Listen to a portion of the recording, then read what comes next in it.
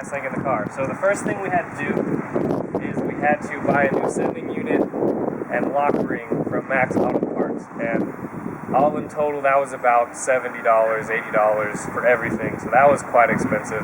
Another thing what we did was we lined the gas tank with this red coat stuff we brought from O'Reilly's.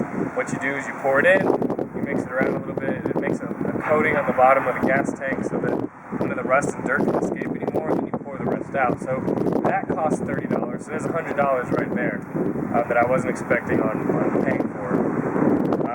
Then we went to O'Reilly's.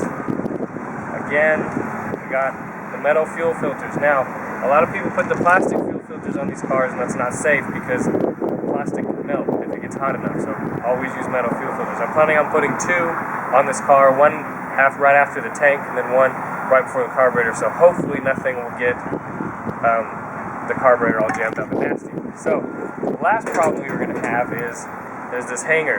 What it does is it hangs the gas tank straps from the frame and gets it all nice and tight. I didn't have another one, so I had to make one out of threaded rod, so it's kind of crude, but hey, it's still going to work.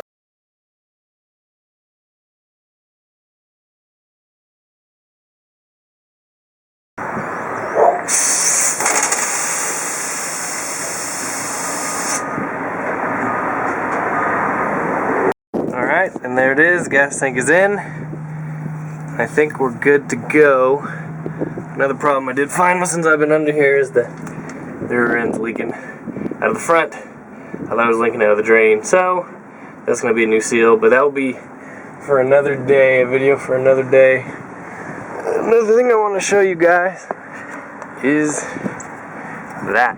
That's how you get gas out of this beast. For a finishing touch, I ended up buying this. It's a old school gas cap. I didn't want to buy something new just because I think it looks really cool and period correct, but there it is, it fits. Boom.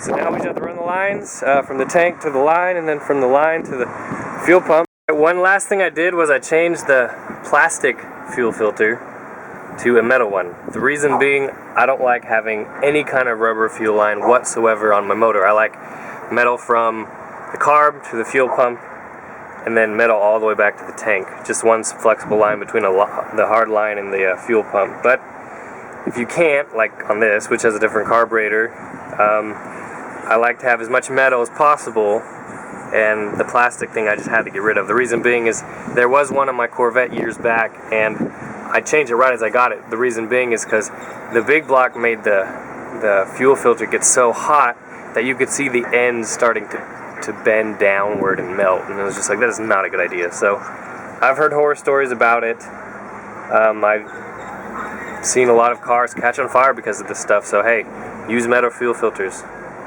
That's all I'm going to tell you.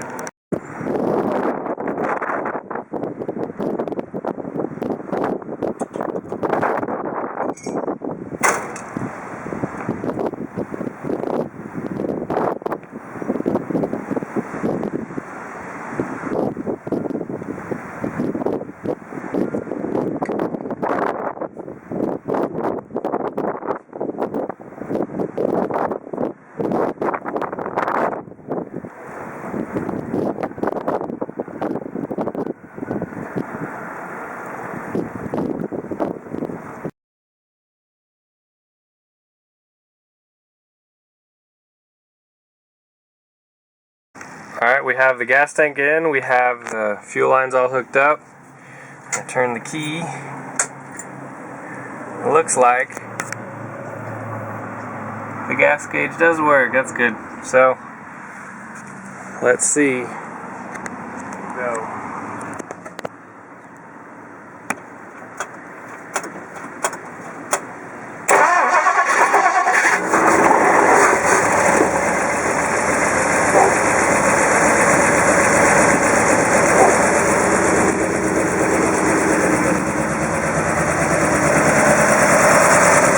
Well, no leaks, so I think we're okay.